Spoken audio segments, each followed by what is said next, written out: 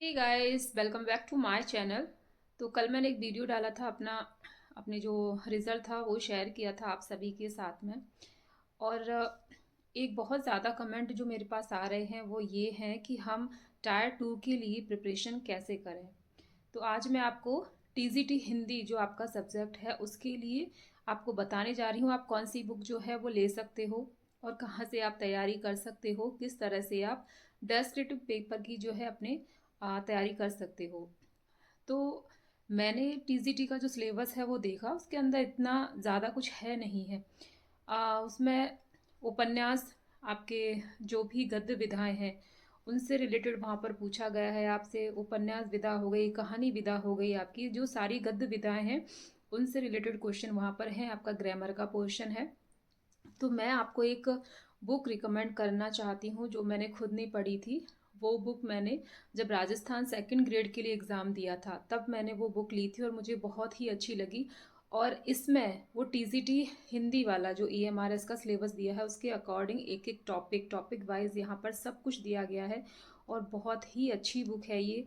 पूरा जो मैटर है वो आपको यहाँ मिल जाएगा, आप डिटेल से उसको पढ़ सकते हो। और सबसे ज़रूरी बात तो ये है कि ये जो एग्ज़ाम है वो सीबीएसई कंडक्ट कराती है। तो सबसे पहले तो मैं यही आपको बोलूँगी कि जितना हो सके आपके सिलेबस में जो दे रखा है गद्य साहित्य की जो भी विधाएं हैं वो आप नाइन्थ से लेकर के ट्वेल्थ तक की जो एनसीईआरटी की बुक्स हैं उनमें जो भी आपका टॉपिक दे रखा है वहाँ से आप ज़रूर कवर करके जाएं, क्योंकि वहाँ से पूछने की पॉसिबिलिटी बहुत ज़्यादा होती है। और उसके साथ में आप एक गाइड ले सकते हैं अगर आपको समझ में नहीं आ रहा है कि कहाँ से तैयारी हम करें। तो ये है वो बुक, देखिए ये शायद आपको उल्टा दिख रही है यहाँ पर। ये हिंदी शिक्षक भर्ती मार्गदर्शिका, एक मिनट मैं इसको सीधा दिखाती हूँ।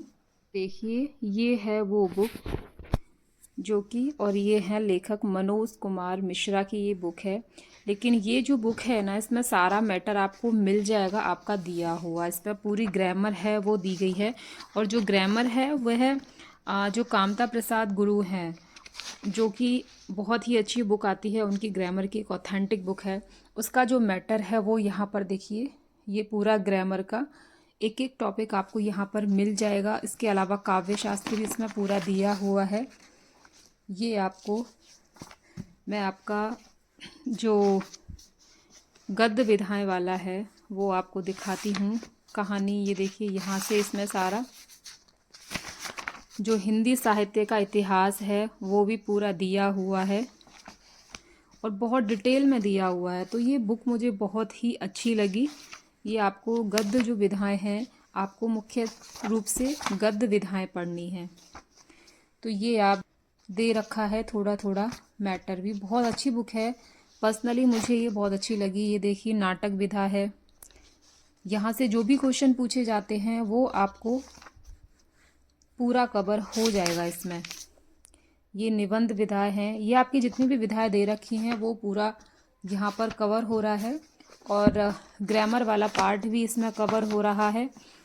इसके अलावा यहाँ पर जो काव्य शास्त्र है, ये देखिए छंद हैं आपके, राजस्थान के सेकंड ग्रेड की बुक है। लेकिन आप मैं ये देखिए रस रस का स्वरूप, ये सारा मतलब काव्य शास्त्र भी आप चाहें तो ये वाली बुक मंगा सकते हैं। मैंने पर्सनली इस बुक को पढ़ा है और मुझे बहुत ही ज़्यादा फ़ायदा भी हुआ इस बुक से, तो मैं ये वाली बुक रिकमेंड करना चाहती हूँ।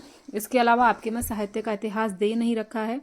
बाकी पीजीटी के लिए ये बुक बहुत अच्छी है, जो पीजीटी से तैयारी कर रहे हैं तो इससे एक तो ये ऑथेंटिक है ये वाली बुक, रामचंद्र शुक्ल का जो साहित्य का इतिहास है, और इसमें इससे बाहर तो कुछ हो ही नहीं सकता है। बहुत ही अच्छी बुक है, पूरा हिंदी साहित्य का इतिहास। आपको पीजीटी के लिए तैयारी कर रहे हैं तो ये बुक बहुत ही अच्छी है।